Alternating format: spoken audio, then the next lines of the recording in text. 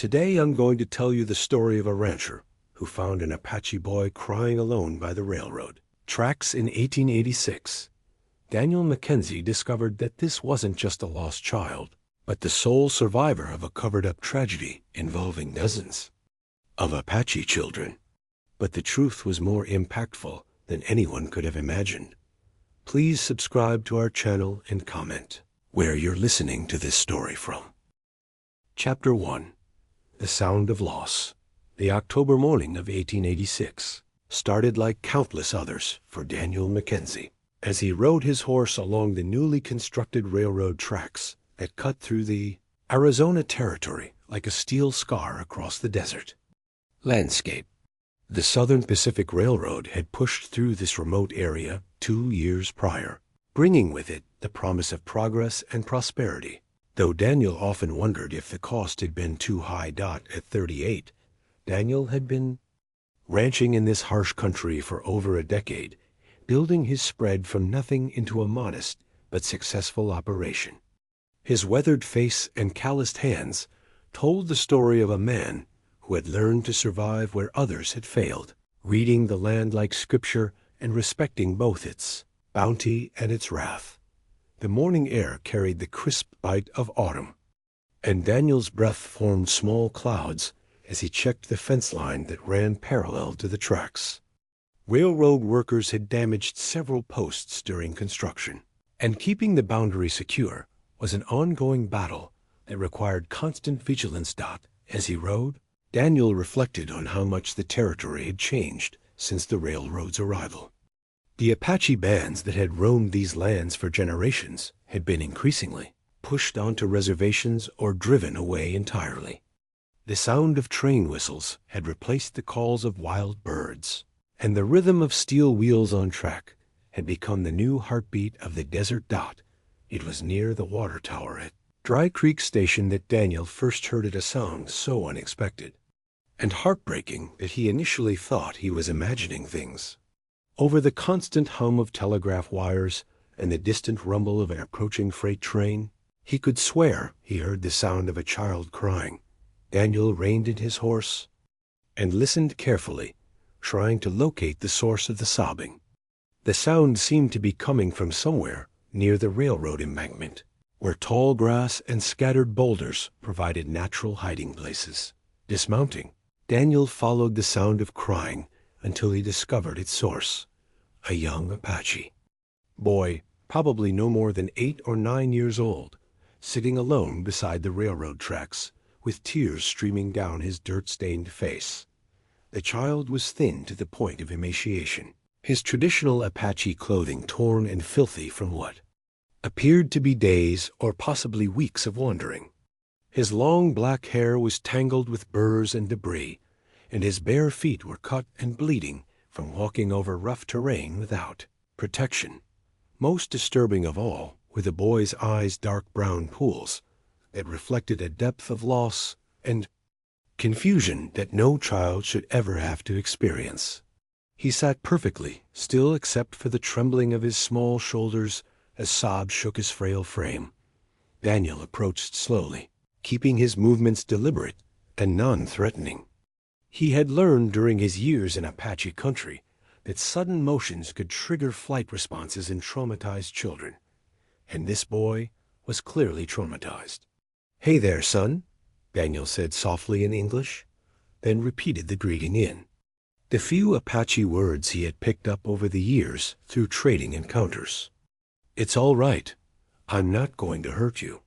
The boy looked up at Daniel with eyes that seemed far too old for his young face. He didn't try to run, which suggested either complete exhaustion or a resignation born of desperation. When he spoke, it was in Apache, words that Daniel couldn't understand, but which carried the unmistakable tone of pleading.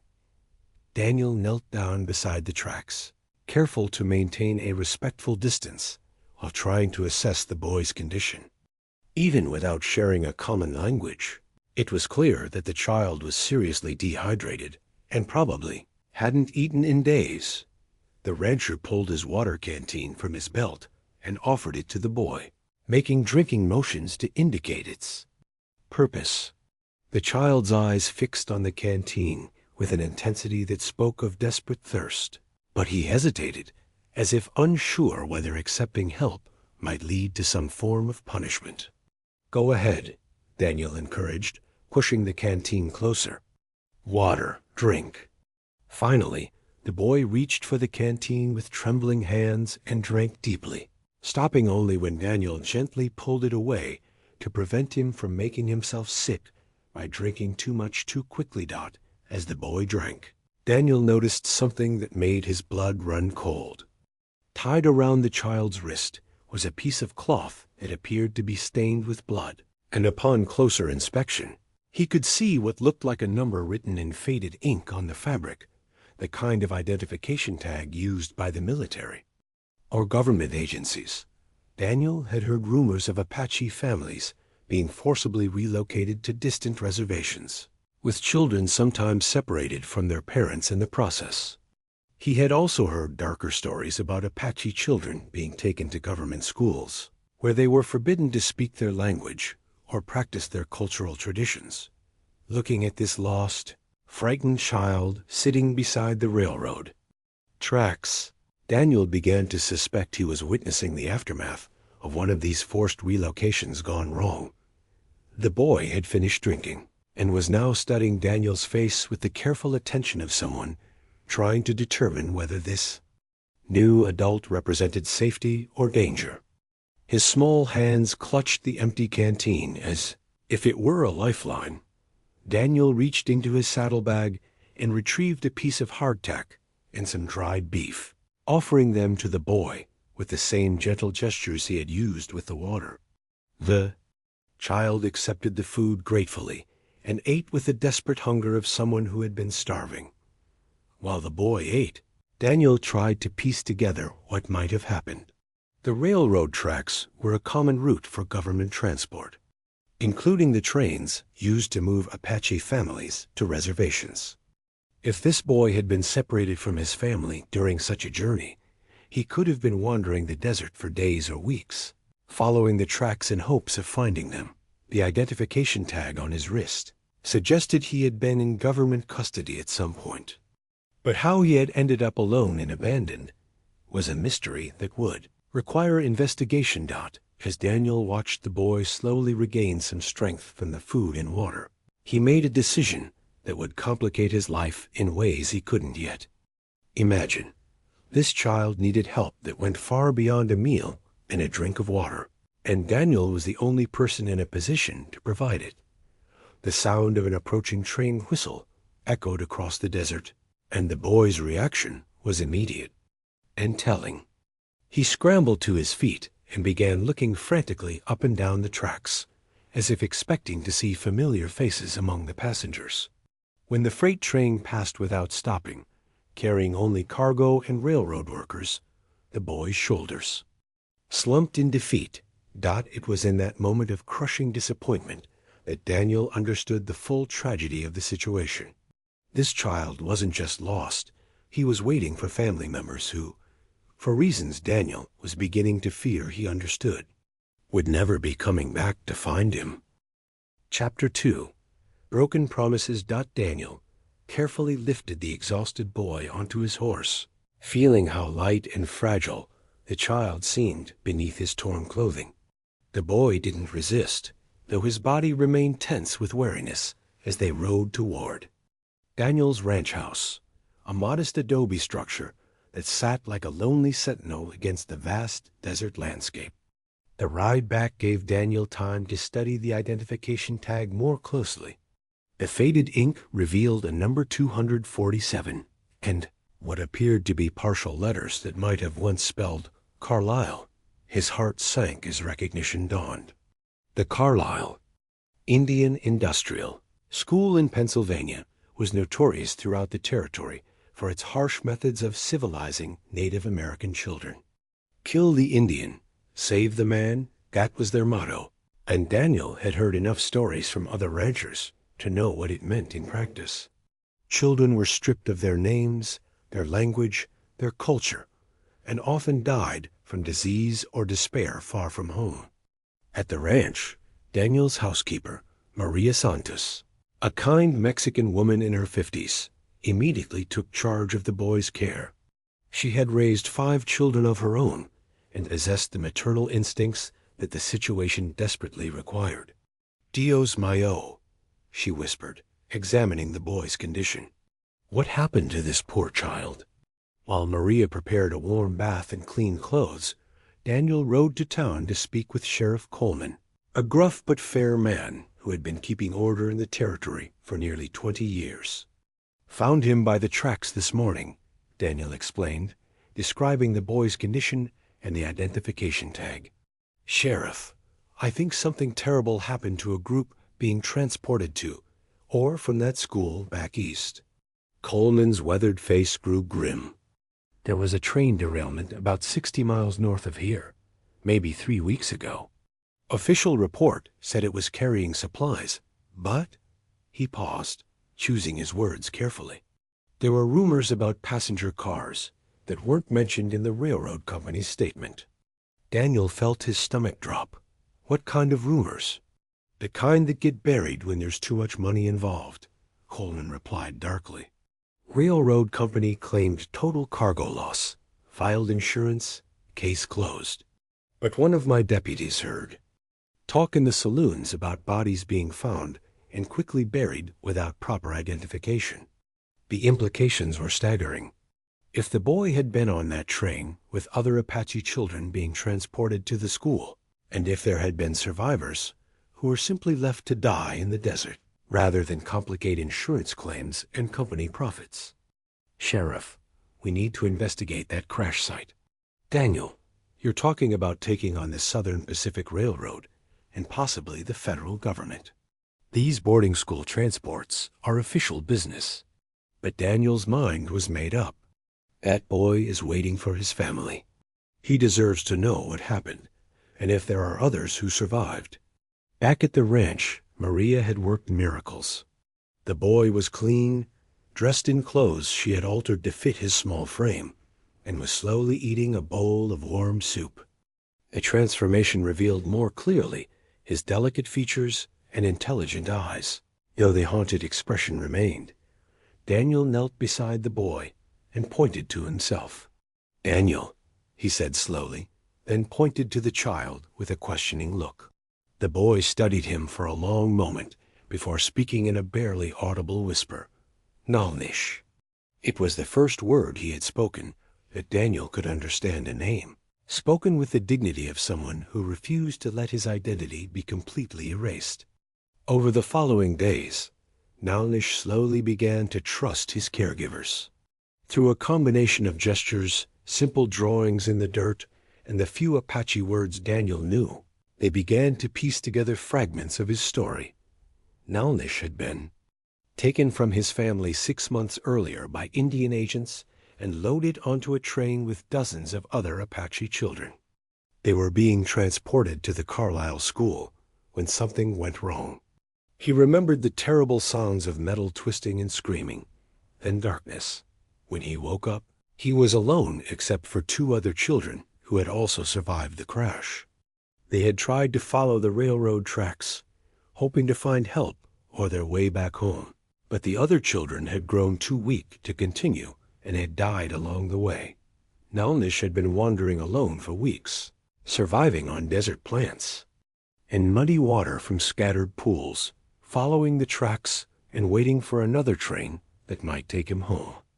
Daniel realized with growing horror that this child was likely the sole survivor of a tragedy that had been deliberately covered up to protect corporate interests and government programs.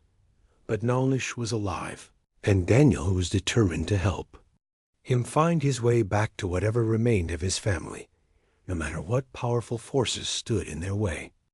Chapter 3. The Journey Home. 3 days after Naalnish's arrival at the ranch, Daniel made preparations for what he knew would be a dangerous journey. Against Sheriff Coleman's warnings and Maria's tearful protests, he was determined to take the sick boy north to the crash site and then help him search for any surviving members of his family. "This is madness, Daniel," Maria said as she packed supplies for their journey. "The railroad company, the government agents, they won't let you interfere with their business. Daniel checked his rifle and secured it to his saddle. "That boy has been through hell, Maria. He deserves answers, and he deserves to go home." Naalnish had grown stronger during his recovery, though the haunted look never completely left his eyes. He watched Daniel's preparations with intense curiosity, and when Daniel gestured for him to come along, the boy's face lit up with the first genuine smile Daniel had seen from him. The journey to the crash site took 2 days of hard riding through treacherous desert terrain. Daniel had procured a smaller horse for Naalnish, and despite his ordeal, the boy proved to be an excellent rider, a skill that spoke to his Apache heritage and upbringing. Along the way, Naalnish began to open up more, pointing out edible plants and water sources that Daniel would have missed. The boy's knowledge of desert survival was remarkable, and Daniel began to understand how he had managed to stay alive alone for so many weeks. When they finally reached the area where the train derailment had occurred, the scene was both revealing and disturbing. The railroad company had cleared away most of the wreckage, but scattered pieces of twisted metal and broken wood still littered the desert floor. More telling were the hastily dug graves, dozens of them, marked only with crude wooden crosses and numbers rather than names. Daniel felt sick as he realized these were likely the final resting places of the Apache children who had died in the crash.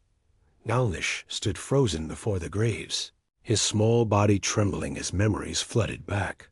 He began speaking rapidly in Apache, tears streaming down his face as he seemed to recognize this place of tragedy. Suddenly, Naalnish broke away from Daniel and began running toward a cluster of rocks about a quarter-mile from the crash site.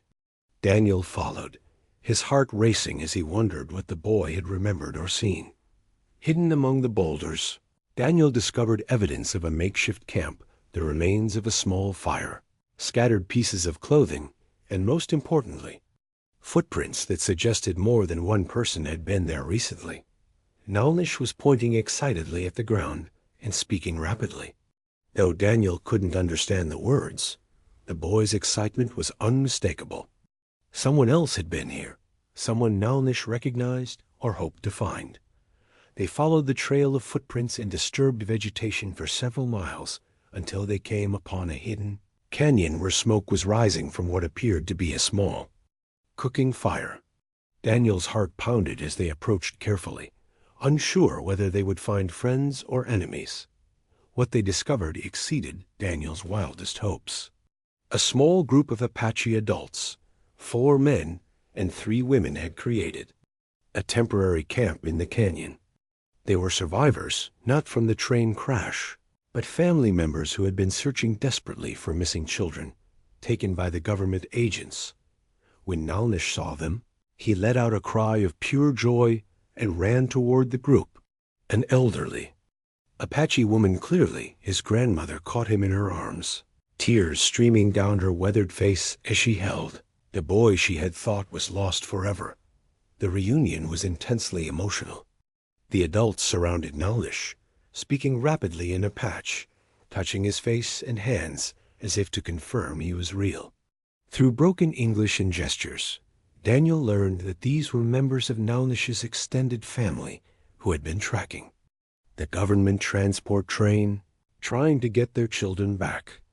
They had arrived at the crash site weeks earlier, only to find the hastily covered graves and evidence of a massive cover-up.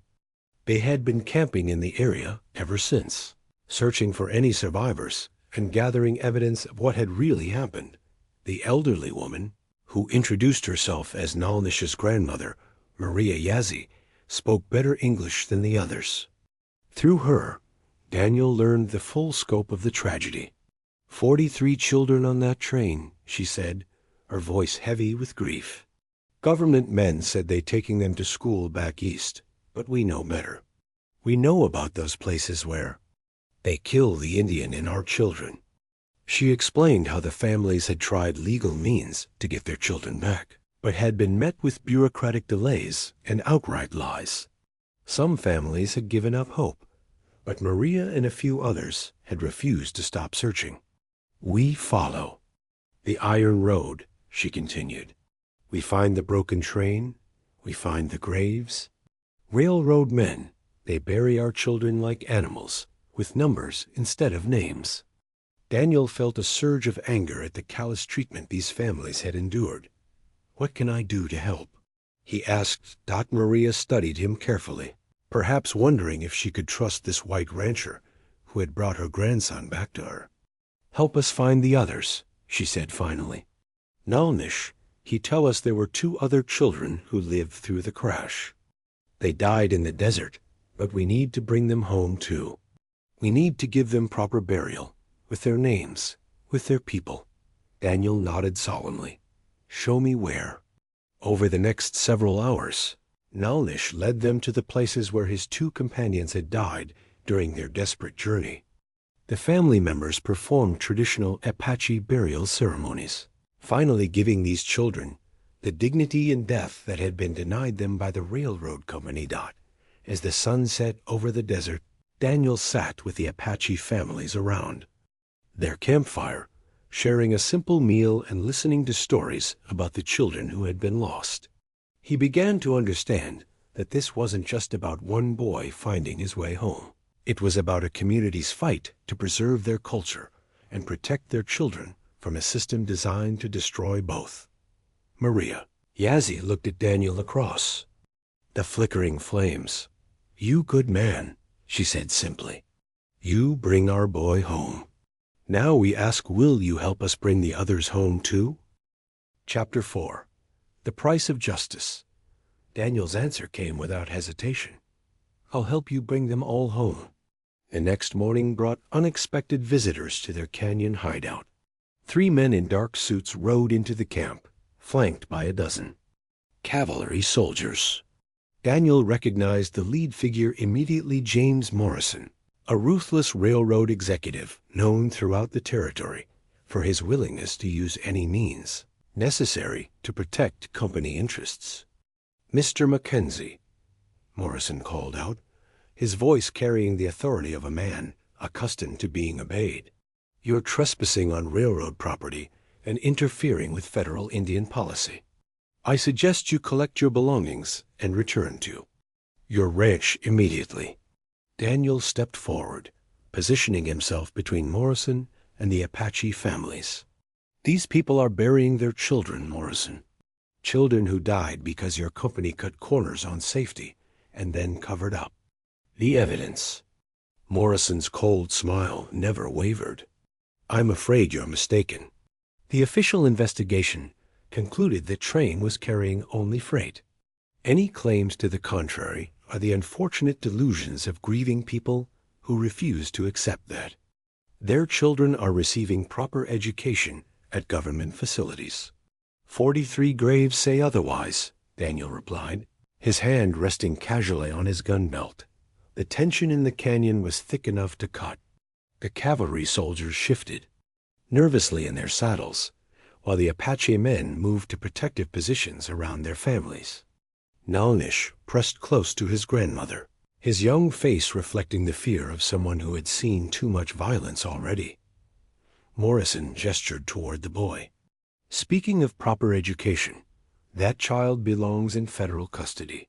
He's scheduled for enrollment at the Carlisle Industrial School."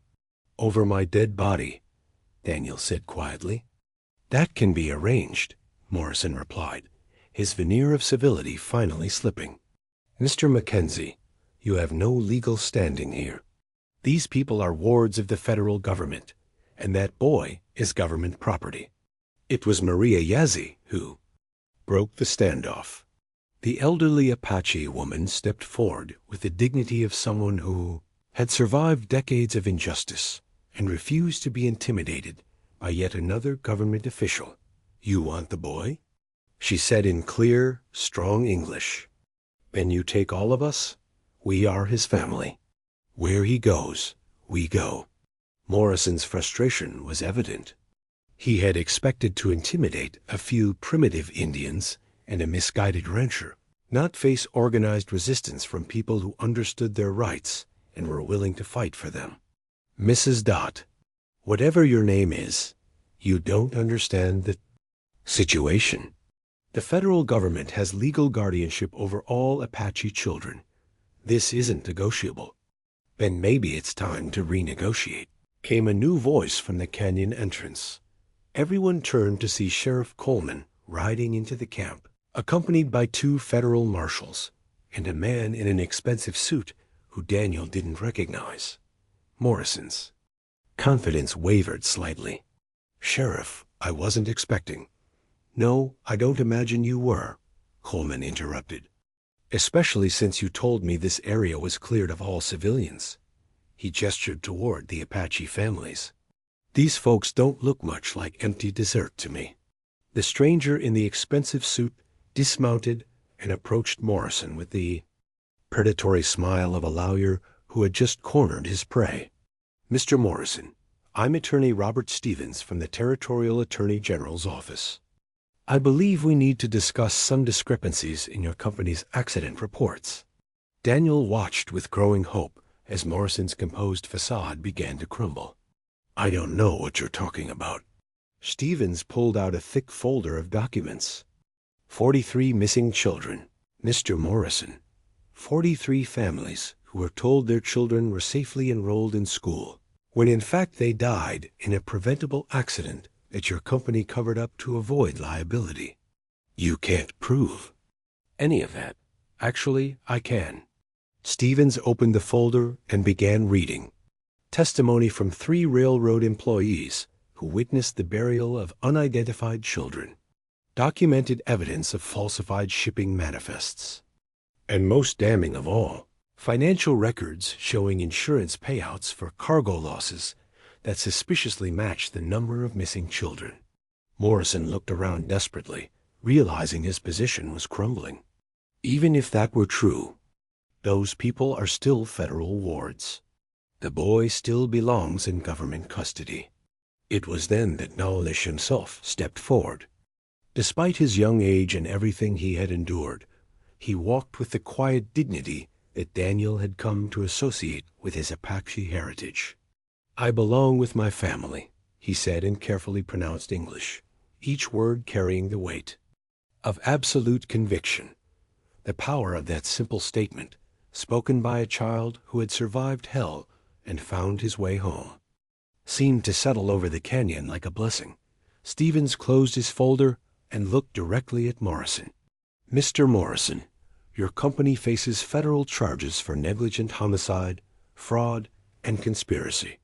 The children who died deserved better, and the families who lost them deserve justice." Over the following weeks, the case became a sensation throughout the territory and beyond. Newspaper reporters came from as far away as San Francisco and Chicago to cover the story of the Apache boy who had exposed a massive cover-up. The Southern Pacific Railroad faced millions of dollars in lawsuits and federal penalties. Several company executives, including Morrison, were arrested and charged with multiple felonies. More importantly for the Apache families, the case led to broader investigations of the government boarding school system and forced relocations. While the system itself wasn't dismantled, new oversight procedures were put in place to prevent similar tragedies. Daniel kept his promise to help bring all the children home. Working with the Apache families and territorial authorities, they located and properly buried every child who had died in the crash, giving them Apache names and traditional ceremonies instead of numbered graves. Naalnish remained with his family, but he often visited Daniel's ranch, where Maria Santos had come to treat him like another grandson. The boy slowly healed from his trauma, though he carried the weight of being the sole survivor for the rest of his life. Years later, when Naalnish had grown into a young man, he would often tell the story of the kind rancher who had found him, crying by the railroad tracks, and helped him find his way home. He would speak of how one person's decision to do what was right, despite the personal cost, had changed the lives of an entire community. And sometimes, when the desert wind carried the distant sound of train whistles across the Arizona territory, Naalnish would remember those who hadn't made it home, and he would say a prayer of gratitude for the second chance he had been given. The railroad tracks still cut through the desert like a steel scar. But now they also served as a reminder that even the most powerful institutions could be held accountable when ordinary people refused to look the other way in the face of injustice. Daniel McKenzie had found more than just a lost boy that October morning in 1886.